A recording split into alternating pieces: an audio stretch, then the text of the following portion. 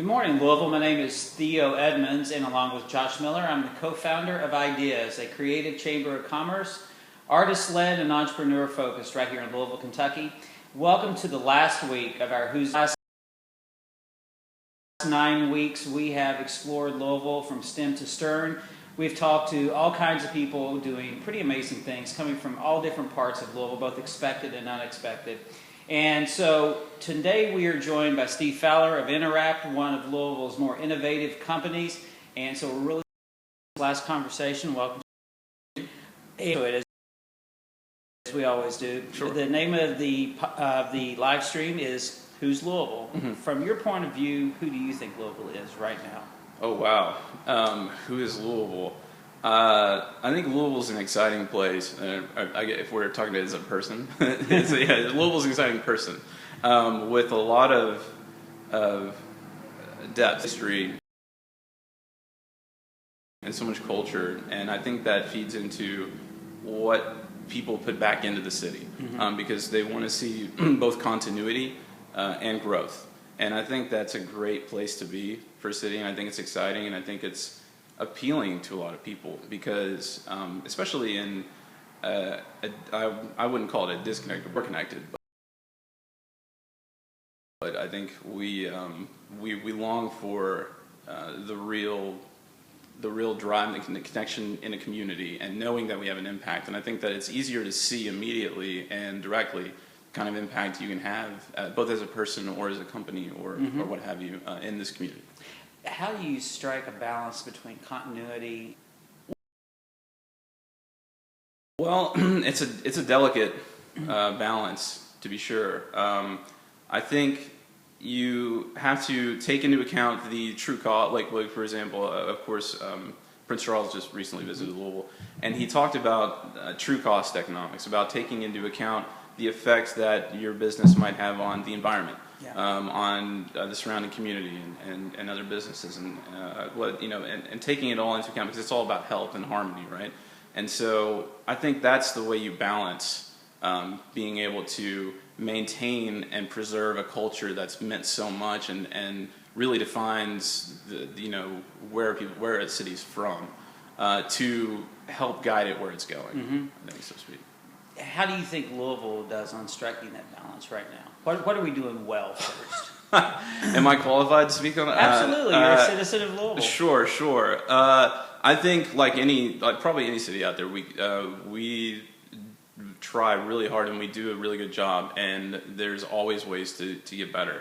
And I think that what's encouraging about Louisville is that it's a city that's constantly asking itself that same question. Sure. What can we do to make it better? They foster, everyone in this community, I feel like, wants to foster a conversation. They want people to get a dialogue, but also to take action, because it's all right to discuss ideas, but it's really about execution. Who's going to actually implement and put things in motion? And I'm very encouraged by the proactive nature, I think, of a lot of people in different sectors want to have an impact, like I said, on progressive but sustainable growth. I think we are slowly becoming a city of actors, and that's an encouraging thing. We see that a lot in our work too.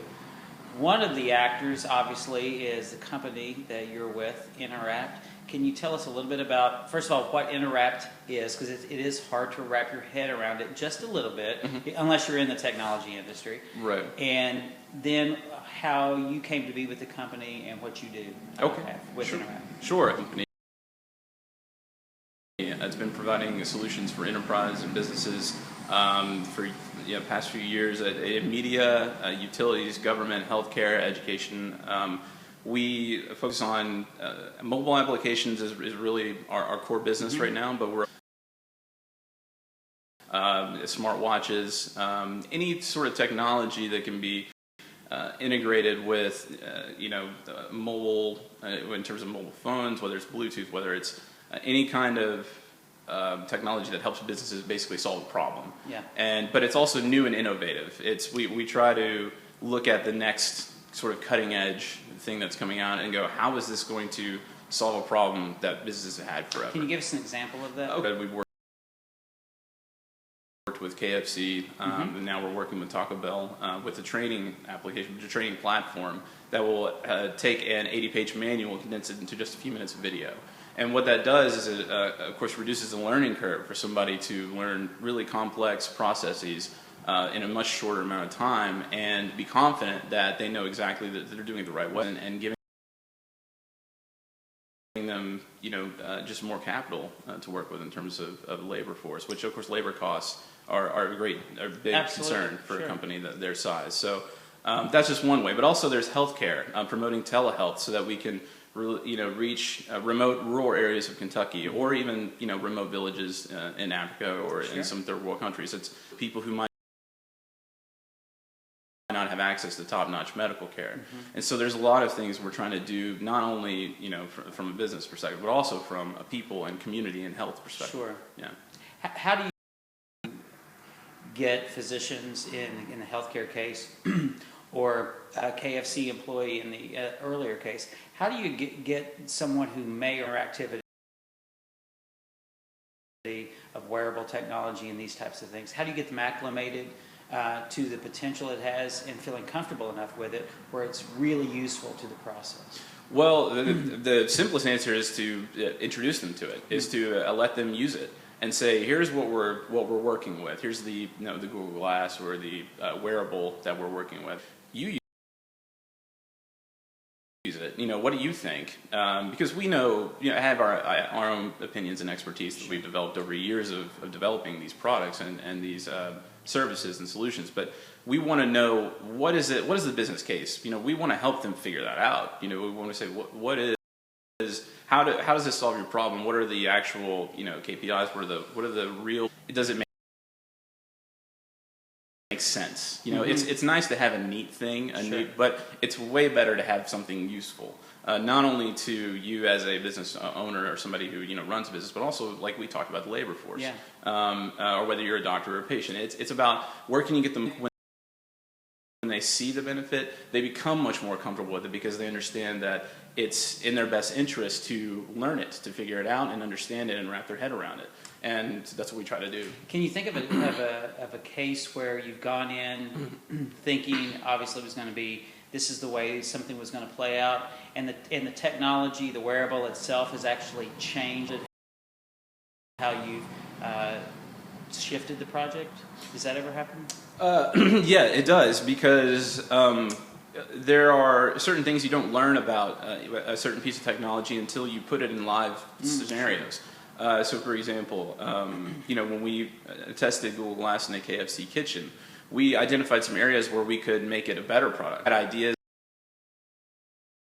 that maybe we could do this, and we go, well, it's not quite feasible in a live environment. You just don't know until you get in that live environment. And so you're constantly, I think with any product and any innovative solution or any project as a business, you want to keep asking yourself, is it still beneficial, and what can we do to make it better? And I think that's key. It's the whole process for us. Are trained to be comfortable in that process of continually asking, because a lot of times what we've noticed is that the whole idea of most business is consistency, right? And so the thought of, while a CEO may love the idea of continual disruption, often will have very different opinions about it. Right. How do you all deal with walking that line? Well, it's important to have everybody on board, for sure, but you won't always have that. Yeah. But with that said, I think if you believe enough and you're passionate enough and you're convinced enough about the benefit of what you're doing, that it comes through. Yeah. And when you communicate that to them. And I think in a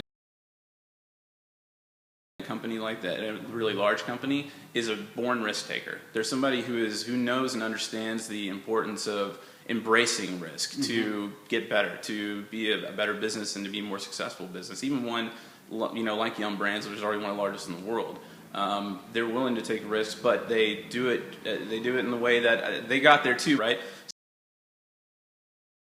So you're right. It's a delicate balance, but I think everyone wants to be at the leading edge, right? They want to be the forerunner in what they're doing to be the trendsetter, so to speak. And they want to say, we were there first. We were the ones that thought about this and tried to get it going because we understood the value it has to not only our business, but to the economy. You know, the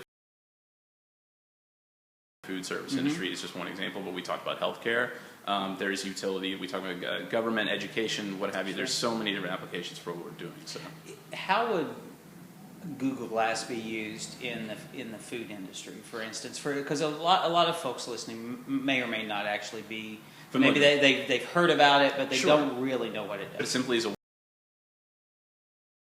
wearable computer, and it has the ability to recognize voice commands, gestures, but it also has an interface that you can swipe on your temple.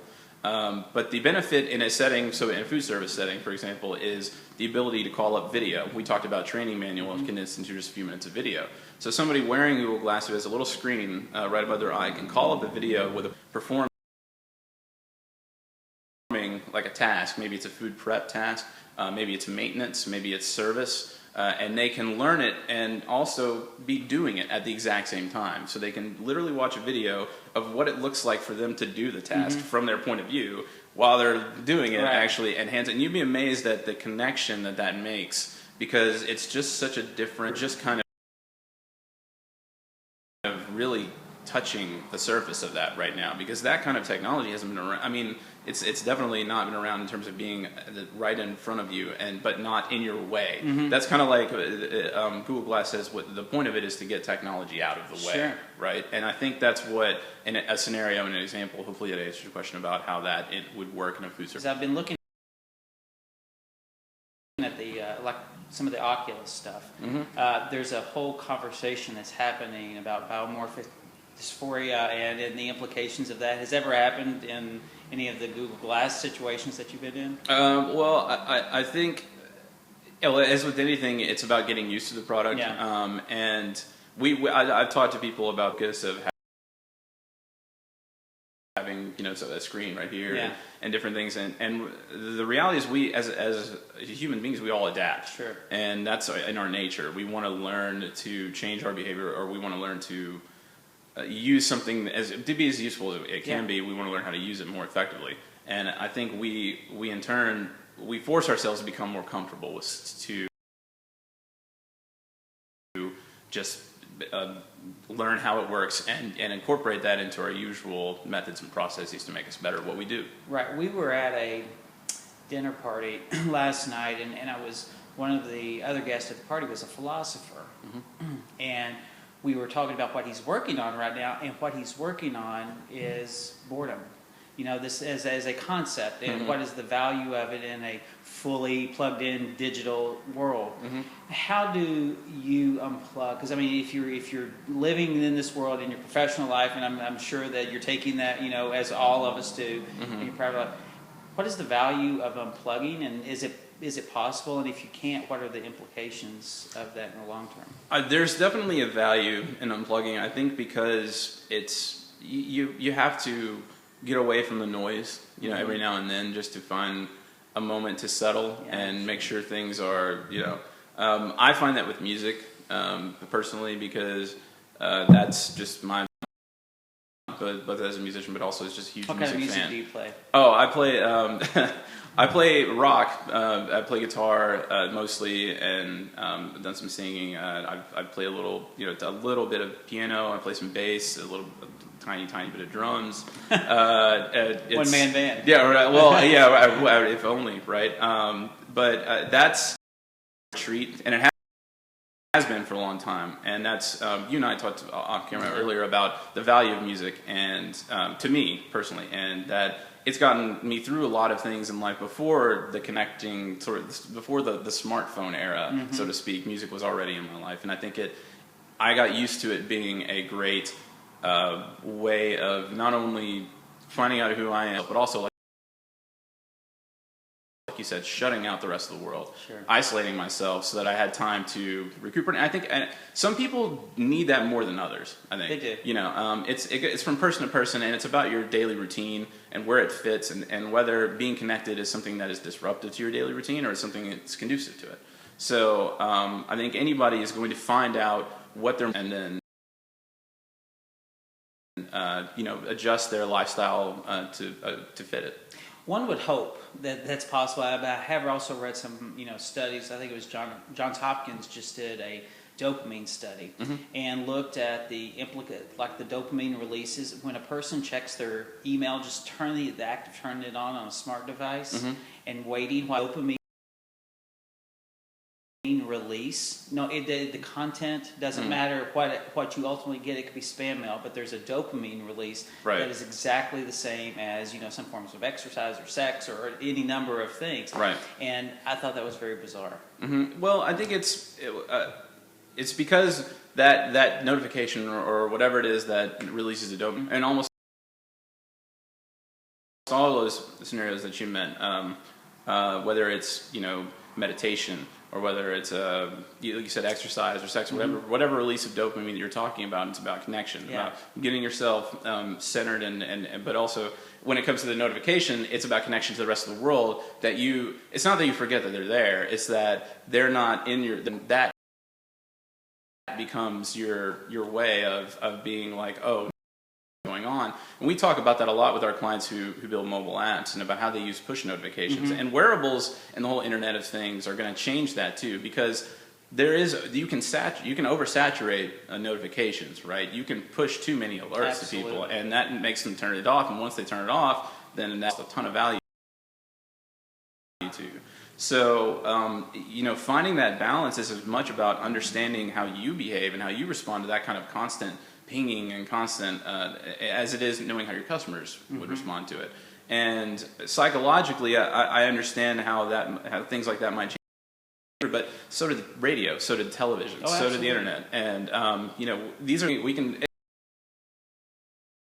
And it is important to make sure we measure, and I think kind of take notice of how we are reacting and how we're adapting, and whether that's a good or a bad thing, and ways that we can fight it. You and I just talked about isolating yourself, and I think that's what balances that out, right? Sure. So. I've seen some things that talks about technology in leaps of at least the linear human evolution of the big moments have been things that bring that make the distance between people disappear. The wheel, the airplane, the train, the automobile. It really shrunk the distances between people. And so I think because I can remember when I'm 45, I was in the first stages of my professional career. I can remember when AOL mail was really just starting to take on, and I was an adult, a young adult, but I was an adult when that happened, and I'm not so old now. Right. So the exponential rate of technology, just in my lifetime, where in 1970 it was something primarily for and the most recent thing I've seen is that about 80% or better of Louisville is connected on a smart device, and that's across all spectrums, all demographics, all classes, about over 80%. Right, AOL. And that's funny because that was sort of my introduction to how powerful the internet could be in terms of the social element of it. Because I remember the first time that I ever saw an AOL chat room, because it was I was in California. It was my mom, a friend of my mom's, and he was in a chat room, and the concept to me, I think I was probably 12 at the time, maybe, and just of people who were talking to each other but had never seen each other, had never met each other, and didn't know who each other really was. But they were having conversations just like I've seen, if you read it, obviously, but not speaking, but typing. And it was just this weird connection to me, relating and having dialogue with people, like I said, you might never meet in your whole life. And who knows who they are, really, but that, I think it was, the power of it suddenly became kind of clear to me. I was like, wow, this is going to really change the way people interact with each other, and the kind of connection that we have, like you said, shortens the world, because suddenly things that happen to other people are happening to you too. And there's no understating how important that has been, I think, to the evolution of social media, and which of course is a lot of what I do. How do we bring truth into social media, and I'm talking about not in the the grand philosophy, but us to some degree paint the picture for the rest of the world that we want them to see of us, in social media. Well, the problem I think is what you just said about painting the picture. How much truth is there when you paint a picture of the rest of the world? Mm-hmm. It's your truth, maybe. Is it everybody else's? I don't know. But I think what's important is that we have an objective in finding truth, and that's what I think social media is about: is perspective. And there's been countless times when I've changed my opinion on something because of something somebody tweeted at me, somebody posted or commented on that I posted online, because I simply don't have the luxury of it's not just a luxury, benefit of having the perspective that so many other people do in different walks of life, in different areas of the world, mm-hmm. in different professions, sure. And to hear them tell their experience, which I could never understand or empathize with because I'm not in that position, is really valuable. And I think it's part of what we talked about, knowing everybody being connected and everybody knowing that they can change things. And I think when you hear from other people who are having a conversation with you in a civil way, like I understand this is your culture, or this is the way you were raised, or this is your history, but here's what really happened and why it's there. You should look at it a little differently. Mm-hmm. And it's such an interesting and engaging way, and I think that's it's a huge reason why social media is. It's the same reason why people on a personal level want to use social media to get their message out, but also that companies, schools, whatever, you want to use it to get their message out too, because all of us, I think, have, it's not they might have a mission statement, but I think we all have, we have goals and we have things that we want to achieve and accomplish. Dialogue and perspective from other people that helps us create a more sustainable solution to whatever problem we're trying to solve. You mentioned mission statement, and that's as a concept, that's something I've been thinking a lot about lately. And I've been paying attention to mission statements from everybody from small grassroots organizations all the way up to large multinational corporations. I have to say that more often than not, I look at those mission statements and I go, yeah. It feels very false, and I've wondered why that is, because we used to live and die by our mission statements, right? Mm-hmm. And I think core mission is all very important. That's not what I'm saying, but I'm just talking about the statement itself. Mm-hmm. But I think, for me, it's because of the social media and technology testing assumptions, mm-hmm. and so corporations, businesses, organizations, individuals have become very responsive in a real-time way. Mm-hmm. And so I think from that sense, missions are constantly, I think there's maybe guardrails, but they seem to be constantly morphing and changing. Yeah. It forces a lot more precision, I think, internally about what is it that we're really doing here. Right.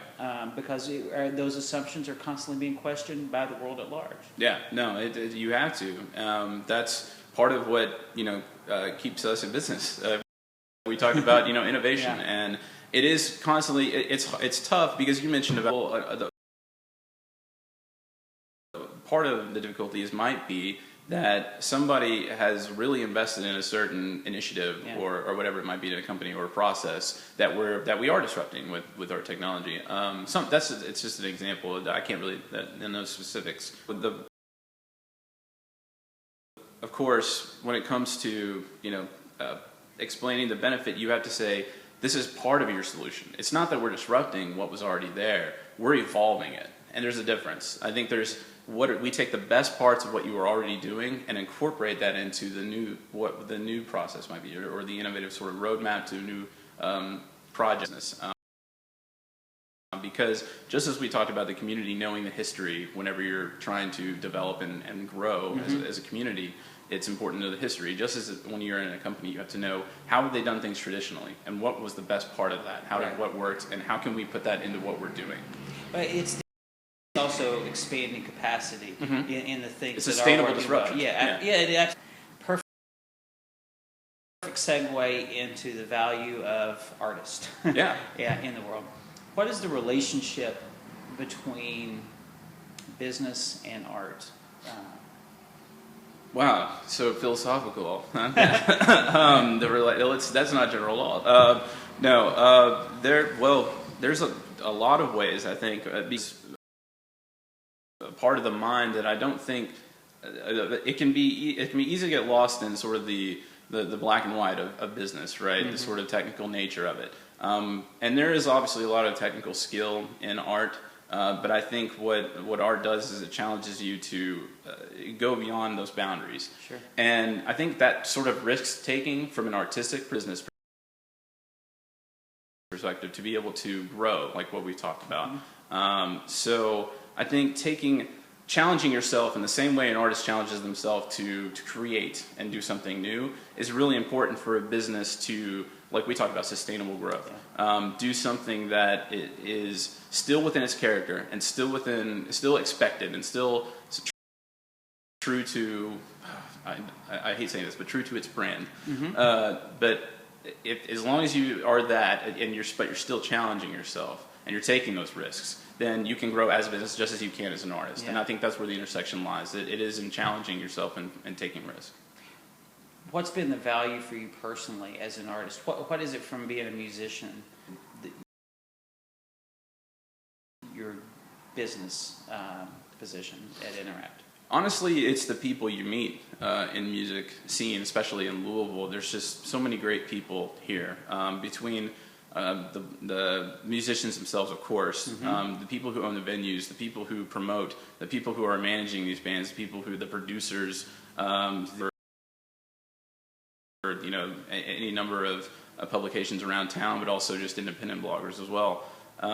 There's such a great, I think, connection between them and amongst the music community, and I think everybody, especially even across genres, whether it's a hardcore metal or punk, or whether it's even sort of the more folk, and I think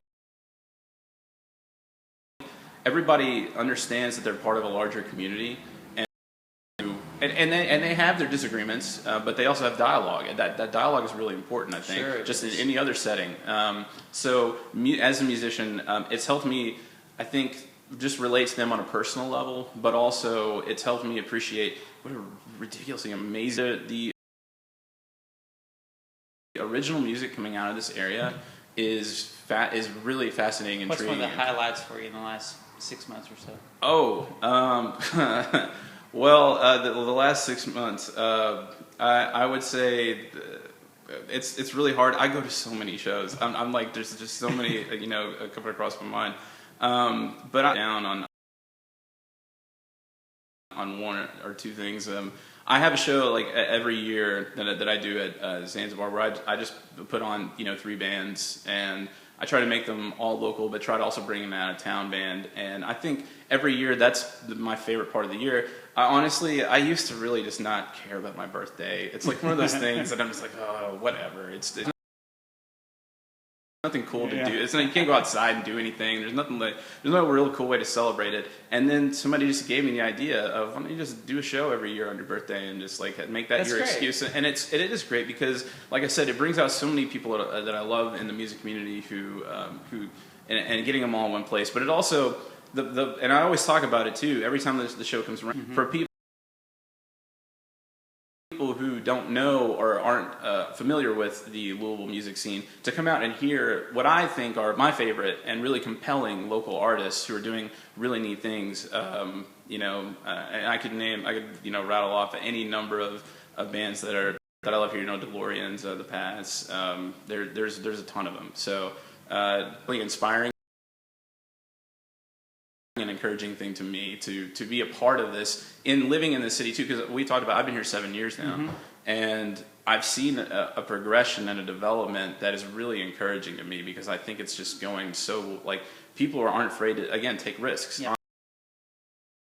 Genres, whether it's between folk. A Twin Limb is a newer band that is just one of my favorites, and there's amazing. Twin Limb, Mary Liz, and then they actually played Letitia Quesenberry, who's a visual artist here in town. She and Todd Smith turned one of our old spaces we used to be in into a camera. They blacked out all the windows, pinhole camera. and Twin Limb did a concert in the dark, and it was a fantastic experience. Yeah. I mean, it really was a special, but you had to be there, right? To experience it. You could not have. We have photos of it. We have a lot of documentation, but it's not the same as the experience. It's not the same at all. And it's also, you know, I try to like very discreetly like snap a photo, you know, like and then just up, down, done, and. But there are a lot of people who tend to try to record, you know, concerts, and it is kind of one of those things like just watch it. Just you're in this moment, and you should absorb like what. There's no substitute for being in a room then where you can feel the music literally vibrating like your bones, and I think that's your connection to the artist as well, sure. Because they know that feeling, and they've written that into their, you know, they've developed their sound, and they've done that intentionally. Twin Limb is a very well executed. It's not just a show; it's an experience. It's like, you know, what you said, and that's what is compelling to me about any musician in almost any genre, because I have appreciated Rib. A few of them that are, you know, more the kind of poppy or, you know, type that aren't they might not be my favorite or might not be something I like, but I can still hear the talent, and I can still hear the artistry of what they're doing. And appreciate the gumption it takes. Absolutely, yes, absolutely. To get up and do it. Absolutely, I say it all the time. What I really respect that, and I can only, and I think all musicians know this, is that when you write something and you put it out there, it ceases to be completely yours. Mm-hmm. It becomes part of somebody else's life. Absolutely. They have their interpretation of what your lyrics mean. You know, what the music, you know, means to them, and in particular that they might have. And that to me is it's almost like, and I can't claim to know what this is like, so I'm not a parent, but I would think that it's like, you know, watching a child grow, become more of their own person, right? It's like letting a song out of the world is watching it and watching how people react to it, and watching how it changes and grows and becomes this than what it was in your head when you know, put it out there. So that kind of courage to put that out, and to bear that in front of and people, it's such an intimate thing, and to put it out there, even especially when it's your way, is, to me, it takes kind of bravado that I frankly don't know if I have. So it's interesting. Let's talk about, you talk about especially it being your living. Let's talk about what Louisville can do better to support its arts community. I think we do a good job, but I don't think we do a great job. Obviously, from the visual arts side of things, a lot of times about, you know, growing a kind of a thriving contemporary art scene in the visuals. But I can, you know, there's only a handful of serious collectors, and you can't grow a scene full of people collecting art. That's just not sustainable. As they have really done a beautiful job at integrating visual art, music, performance. I mean, all of it. Mm-hmm. I think Actors Theater of Louisville, in many ways, has really struck a balance between all of that. How can we do better? That you looked at, or other communities. Not that we just want to borrow and say this is what we want to do, but what could make our scene here more sustainable? Because I do think we need a injection. Okay. Wow, that's getting a loaded question. I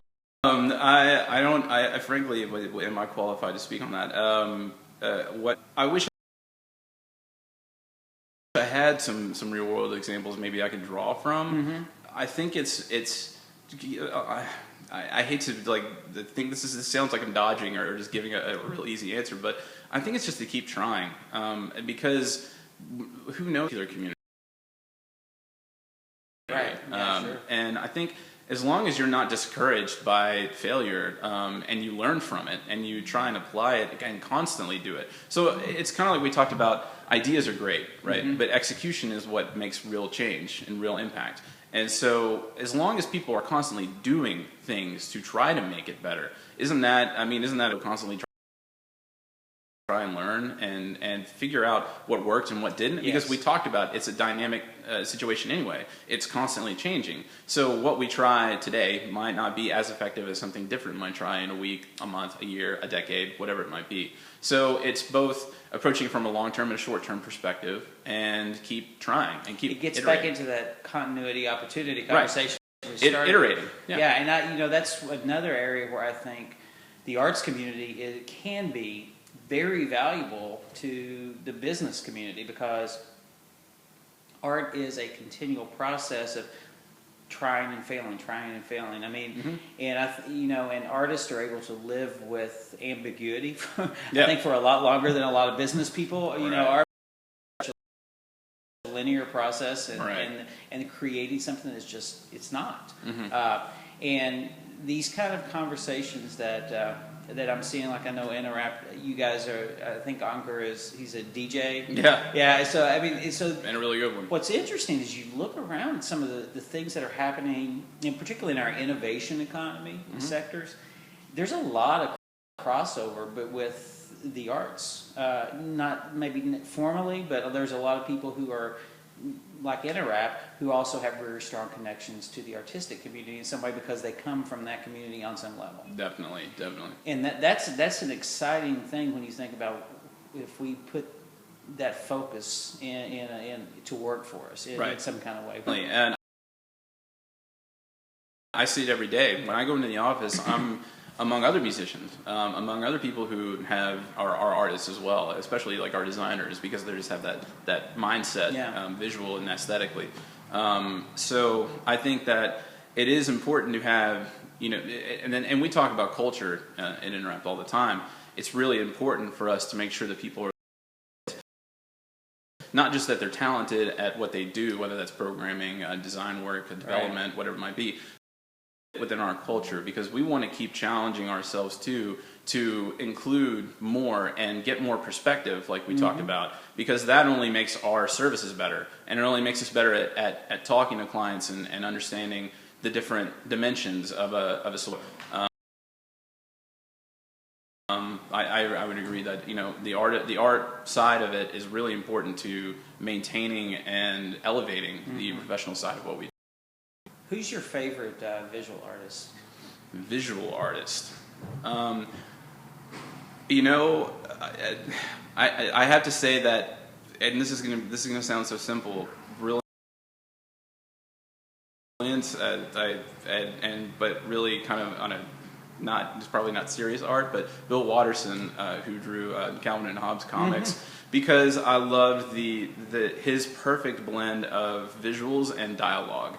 His writing, because I'm more a language kind of guy by nature. Like I love reading, and that stage I could tell they were written to sort of for adults almost to look at the world through a child's perspective and see sort of the kind of almost I don't even know how to put it, because he was much better at, like I said, at the dialogue part than I am, but at seeing things in a much more innocent perspective. Our everyday lives are, and our attitudes about and the way we approach things. And I think that his visuals, and if you read his 10th anniversary book, he talks about his visuals and inspiration when it comes to comic art. And who were his inspirations? I can't come. None of them are coming to mind because they're so far back. I mean, he started in the '80s, and so he's talking '60s. So, but he talks about like what the difference in perspective, the way he drew. He talks about the way he drew dinosaurs evolved because he learned, wait, they don't look like that. Like as he got further into it, and he was constantly challenging himself. And the greatest thing is him writing captions explaining where his thought process was, like the scenario. Because we all we all react to that differently. Some of us might write a journal entry. Some of us might, nowadays, it's somebody might tweet it, you know, or Instagram it, or whatever it might be. His method was to take it, remember it just in his head, and sit down on a blank canvas, and the feeling that I had through a 6-year-old kid who's always getting in trouble. And so that's what was compelling about the visuals to me, was because it was a constant reminder. You could read just the dialogue and you would think it was two adults, like, you know, adults talking to each other. But because of the kid and little stuffed tiger and the innocent element of it, wait, okay, so this is coming from a much different place than just two adults talking to each other. One of the artists that is here working with us right now is actually engaged by Metro government. We're helping the mayor grow the Summer Works program. But the artist, his name is Ashabi. He's an illustrator. He does a lot of op-ed work for the New York Times, Mother Jones, and it's been very wonderful to be with him for a month and to watch and see how his process evolved. Because as you were talking, it reminds me of a lot of how I've watched him work. He's, you know, writing the storyline, how the visuals connect with the storyline, etc. And one of the things that I've heard him really kind of like verbalize quite a lot, because there's a character in the comic that he's creating to help, you know, recruit businesses to the Summer Works program. And so what's interesting about that is, to me, is that he is intentionally making space for someone else's viewpoint in his world. And that's such a powerful tool. And so I think that, to me, that his intentional making space for other people's views and other people's intentions and actively trying to understand that has really drawn me into his work that much more, because I think that a lot of times that we're just, especially in social media, want to get our point of view across, and so his process is additive, and I think what the implications could be if we could bring some of that additive process out into to our day-to-day lives, and what the value of that could be. I mean, it would be immense, I think. I agree. Yeah, I think it's important to constantly get that perspective, and we talk about social media is a great way to do that. Because so many people are willing to engage in conversations. Now, some of them, of course, are just trolls who just want to get provoke an emotional response. But there are plenty of people willing to give you an honest opinion. It might be very passionate, and they might themselves have a limited perspective because they don't have yours. Sure. But I think what we've talked about. The best artists are the best business people, the best inventors, the best thinkers, whatever, are good at putting themselves in from another perspective and looking at things from different angles. And they do that by their own position on certain issues. But I think it's also, if you're not learning, what are you doing, right? And if you're not listening to other people, then you're being tone deaf, and that comes with a ton of unintended consequences, probably. Yeah, I really agree with what you just said there, and the way the difference is you can tell when somebody has a process and they trust in the process of it all. Yes. In somebody who is just taking a piece here and a piece there and trying to put it all together and make it say something. Right. But the process is really a powerful thing. I think this is something that we noticed when we started Ideas, was that startup people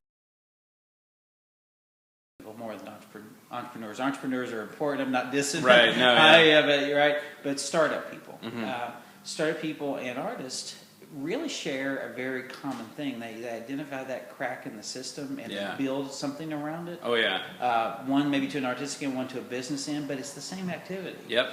And when you put an exciting place to be. It is, and honestly, I see that a lot. For example, yesterday we had 22 students from Junior Achievement come into our company. We do mobile app workshops where we take them through the process that you just talked about. And that is probably it might be my favorite time to be working there, and because I usually lead these workshops and come in and they just have these ideas and they're really passionate and they're really excited about it, and you see them talking amongst each other about and sort of asking the tough questions about, well, what if this happens, and does this, and they're trying to, we tell them, first thing is I'd find a problem and an idea and try and find a solution. What is the solution to it? So it's first of them getting a group, and then getting them to agree on a solution. Yeah. But you watch them, we give them a little bit of guidance, but you watch them do it. Process work, and you watch them essentially create a business in just a matter of hours. And watching that and seeing them just be excited that they're bringing an idea to life, right? And that is what we all want, right? We all want something bringing a song to life, or bring a piece of art out into the world. Being in a business setting like that, in a workshop where they're thinking, this is not just a company to me. This is a purpose. This is a mission, right? Mm-hmm.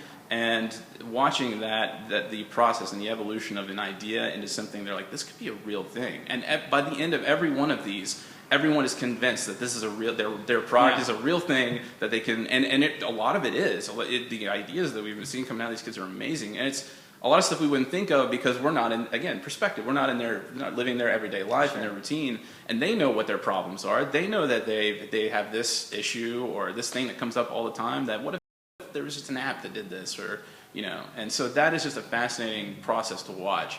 And so that, I think that touches on what you're talking about everyone's lending their perspective and to come up with a unified sort of response to it, right? Sure. Yeah. It's exciting times, isn't it? It absolutely is. Steve, thank you for being here today. Thank you for having me. It was a pleasure. All right. We'll see you at one of our events, I hope, in the future. You will. And you'll definitely see us at your guys'. Yes. Louisville, thank you for the last few weeks. It's been an amazing journey. We have one more event coming up tonight. We'll be premiering a film that was originally shown at the Museum of Modern Art in New York. It's by Apple Shop, which is located in Whitesburg, Kentucky, and the film is called Electricity Fairy, and it is about how the electrified and what were the implications of that over the long term. And then we'll have our wrap-up party on Friday at 5:30, so we hope you'll join us for that. Thanks again, and we'll see you soon.